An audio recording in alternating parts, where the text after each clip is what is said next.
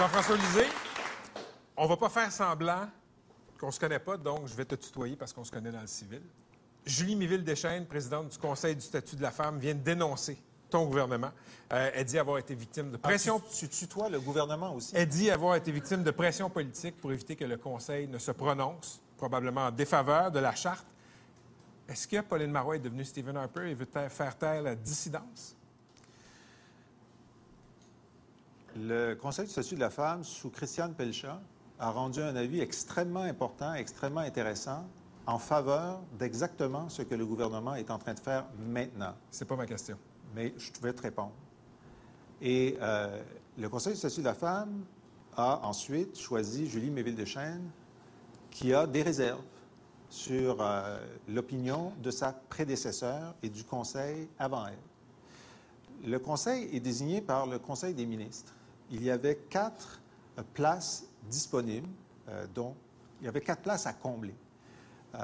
Julie n'est pas contente des quatre candidates qui ont été nommées par le gouvernement aujourd'hui et elle dénonce le fait que le Conseil des ministres fait ce qu'il doit faire, c'est-à-dire nommer les membres du Conseil. Mais elle parle aussi de pression politique. Julie, ce qu'elle dit, c'est que le gouvernement n'aurait pas dû jouer son rôle de désigner des membres du Conseil on appelle ça pacter un conseil. Je ne crois pas, parce que je crois que si. Ben, toi, c'est ton opinion. Tu la partages. Tu pactes 4 personnes qui sont de ton bord. Alors, c'est quand même extraordinaire parce qu'on a nommé 4 personnes qui sont d'accord avec l'avis que le Conseil du statut de la femme a donné. Comme par hasard, au moment où on ne veut pas que le Conseil émette un avis dissident. Le Conseil, tout ce que Julie voulait, c'est que nous, on veut faire des études d'impact de la Charte. Rien n'interdit au Conseil de le faire. Personne n'a dit que ça ne se ferait pas. A-t-elle demandé aux 4 nouveaux membres du Conseil si elles sont contre faire des études d'impact? Je serais très surpris. Alors, c'est comme si le gouvernement a nommé Julie et Julie dit, c'est moi qui devrais nommer les membres de mon conseil d'administration. C'est pas comme ça que la loi du Conseil du statut de la femme est faite et je trouve ça je trouve ça un peu spécial. L'opprobre qu'elle met sur les 4 femmes remarquables qui ont été nommées par le Conseil des ministres cette semaine sur le Conseil du statut de la femme. Qui s'adonne à être de votre côté. Qui s'adonne à être d'accord avec l'avis de votre côté. L'avis du Conseil du statut de la femme. Pourquoi pas nommer 4 femmes qui représenteraient le courant de l'opinion présentement? 2 pour, 2 contre? Bien, bonne question. C'est une bonne question. T'en perds tes mots? J'en perds mes mots. Mais ce qui est extraordinaire, c'est que le Conseil a donné un avis avec ses membres. On renouvelle les membres qui sont dans la continuité du Conseil. Et donc, la personne qui n'est pas dans la continuité du Conseil, c'est Julie.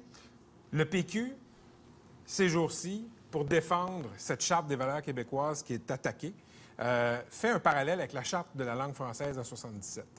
En 77, il y avait une menace quantifiable sur la langue française. Comment on quantifie la menace sur nos valeurs, sur notre identité, présentement? C'est intéressant que tu dises ça parce qu'en 77, c'était pas évident pour 100 des chroniqueurs de la presse et des éditorialistes de la presse et du Devoir et le Conseil du patronat et la Chambre de commerce du Montréal métropolitain et les villes de banlieue de Montréal qui disaient tous qu'il n'y a pas menace, qu'il ne faut pas faire ça, mais la menace et que c'est la contraire du Mais la menace était objectivement quantifiable à l'époque. C'est toi qui dis ça. Pardon? Tes prédécesseurs ne disaient pas ça. Tous ceux qui étaient contre la Charte disaient que ces chiffres-là étaient alarmistes, ne reflétaient pas la réalité. C'est le même débat. Quantifie-moi la menace présentement. Toi, tu parles en termes de menace, pas moi. Moi, je parle en termes d'évolution d'une société depuis 50 ans vers la neutralité de l'État. On l'a fait avec les écoles, on l'a fait avec les hôpitaux, on l'a fait avec les commissions scolaires qui étaient catholiques et protestantes qui sont devenues linguistiques.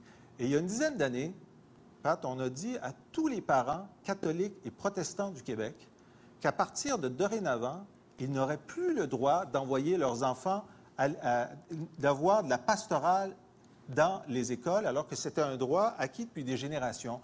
Où étais-tu pour dénoncer cet empiètement sur un droit, quelle était la Je menace? ne chroniquais pas à l'époque. Quelle était la Jean-François, menace? Jean-François, Où était la famille Trudeau? Jean-François, Alors, ça a été les fait accommodements raisonnables, parce que... Je combien vais finir ma mais réponse. tu réponds pas à ma question. Je réponds exactement à ta Non, question. je vais Parce que toi, t'interrompre. tu dis une menace. Moi, je dis qu'il n'y a pas Non, de menace. mais- Je dis qu'il y a un mouvement de la société québécoise Quantifie-moi vers... quantifie-moi les accommodements religieux qui sont des problèmes. Je ne raisonne pas comme ça. Donc, on Je est en train sais, on est en train de diviser la province Quelle était la sur menace? rien de quantifiable. Quelle était la menace d'avoir des commissions scolaires confessionnelles? Quelle était la menace d'avoir des cours de pastoral? Il n'y avait pas de menace. Il y avait une progression d'une société moderne vers la neutralité de son État, et c'était une bonne chose. Et on a accepté de déconfessionnaliser parce que c'est une bonne chose. Et maintenant, comme plusieurs autres sociétés dans le monde, on se dit que ce serait une bonne chose que les employés de l'État représentent la neutralité de l'État. Parlons-en de neutralité. Si une dame, disons, employée à l'hôtel de ville de Saguenay, porte un hijab, je sais que c'est un peu de la science-fiction, mais bon, elle devra enlever son hijab, mais en vertu de votre charte, ses patrons politiques vont pouvoir continuer à prononcer leur petite prière au petit Jésus avant le conseil municipal. Le mot qui me vient à l'esprit pour ça, c'est hypocrite. Ben, je trouve que c'est un Pourquoi peu... vous n'êtes pas allé, pourquoi vous n'avez pas attaqué le petit Jésus aussi? Le petit Jésus. Attends, tu veux qu'on attaque le petit Jésus? Tu dis ça, hein? À la caméra, tu viens de dire que tu veux qu'on Jean-François, attaque le petit Jésus? Arrête de cabotiner. Mais donc Mahomet Arrête de en plus, cabotiner. veux-tu qu'on attaque Mahomet en plus? Pourquoi? Pourquoi tu te concentres sur Pourquoi le le petit Jésus? voile? Pourquoi la kippa? Pourquoi la prière avant les conseils municipaux? Pourquoi la charte n'a pas interdit ça? Pourquoi le crucifix à l'Assemblée nationale va rester? Ah, et veux-tu que je choisisse dans les questions, là? Parce que je vais en prendre une. Je vais prendre la prière. C'est Parfait, la regarde. première dans l'ordre chronologique, OK? Alors, la prière, la Commission des droits de la personne a statué là-dessus. On est en appel et on va attendre le résultat de l'appel.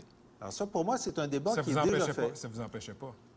Moi, c'est un débat Vous n'avez qui pas est- eu le courage politique de le faire. Non. Il y a trop de votes chez les Québécois francophones de Pas du souche tout. patrimoniale catholique. Non, alors pourquoi on donne pourquoi on donne aux Jewish le droit d'avoir un opting out? Je sais que tu as écrit cette semaine, je serais pour la charte si elle était absolutiste. Si elle Si elle faisait était tout. Si elle n'était pas Si- catho-laïciste. si elle allait jusqu'à... Là, vous accouchez d'un bébé jusqu'à catho-laïque. arrêter. C'est ton opinion, je ne la partage pas. C'est un fait. C'est ton opinion. C'est Écoute, ton opinion. C'est un fait. C'est ton opinion. Quand tu ménages le ça patrimoine veut dire- catholique, tu choisis une religion. Et juif. On ménage le patrimoine Pour juif. 5 ans. Pas Dans nécessairement. 5 ans, est-ce qu'on décroche le crucifix à l'Assemblée nationale? Je ne le pense pas. Et puis, ce qu'on dit, c'est que on est à une étape de l'évolution de la société québécoise vers la neutralité de l'État. Ton argument, c'est de dire que le jour où on a décidé qu'il n'y avait plus de pastoral dans les écoles pour les protestants et les catholiques, on aurait dû faire Un fétiche tout- à la pastorale à l'école. hein. parce que c'est un droit qui était majoritaire. Mais je m'en La souviens, ça n'a pas majorité- divisé la société en deux. Ben justement. Parce qu'on puis, était rendu là. on était rendu là. Il y a des gens qui Fait étaient qu'arrête très de te contre. vanter de ça. Non, Il y avait il y a- aucun- non, il y a des gens qui aucun étaient. mérite à il y a avoir des fait ça. gens. Il y a beaucoup de mérite à avoir fait ça. C'était pas simple. Il y avait beaucoup d'opposition. Il y avait beaucoup d'opposition. Alors, mais ce que je vais te dire, c'est que c'est comme si tu me disais, quand vous avez interdit, pas interdit, enlevé la pastorale, vous auriez dû en même temps arrêter de donner un dégrèvement fiscal aux mosquées, aux églises et aux temples. Sinon, ça vaut rien. C'est tout ou rien. Ben non, c'est pas Ben tout oui. ou rien une société. Une société, ça progresse. Donc, et nous, on pense qu'on mais- est à l'étape où on est maintenant. À l'étape où on choisit une religion. Absolument pas. C'est ridicule ce que tu dis. C'est Jean-François, ridicule. Jean Tremblay va pouvoir continuer, en vertu de ta charte, à prononcer sa petite Pas prière. du tout. Puis la fille qui, Pas du tout. La fille qui fait les comptes recevables à l'hôtel de ville ne pourra pas porter un hijab. C'est pas juste. Bon, alors je vais te poser une autre question. C'est moi qui OK. pose des questions. Ben, moi, je vais t'en poser une parce que Jean-François. tu n'es pas... Jean-François. Tu ne me sembles pas neutre dans ce débat. Jean-François. Je n'ai pas l'impression d'être devant un intervieweur neutre. Tu as une position. jamais prétendu être Tu as une neutre. position. Alors donc, je vais te poser une Jean-François. question. La question, Non. c'est celle-ci. Non. Pourquoi Je vais pas répondre à ta est-ce qu'il est interdit... Alors, question rhétorique. Pourquoi est-ce qu'il est interdit à tous les employés de l'État de porter des signes qui reflètent leurs convictions politiques, sociales, environnementales, le chapeau de Kentucky, et que la seule conviction qu'ils peuvent afficher, c'est la conviction religieuse? N'y a-t-il pas une inégalité face au droit individuel d'afficher sa conviction? Alors, soit on fait comme les Britanniques, puis dire, bien, toutes les convictions peuvent être affichées, toutes les vraies convictions philosophiques, ou on fait comme les Belges qui disent, aucune conviction ne doit être affichée. Et moi, je suis plutôt dans aucune. Merci. Jean-François? Je ne suis pas d'accord avec toi, mais nous sommes des Québécois. Et des Québécois règlent leurs différends après s'être engueulés un peu avec une bière. C'est de l'eau bénite. C'est une bonne observation, mais ce n'est que de la bière. Amen.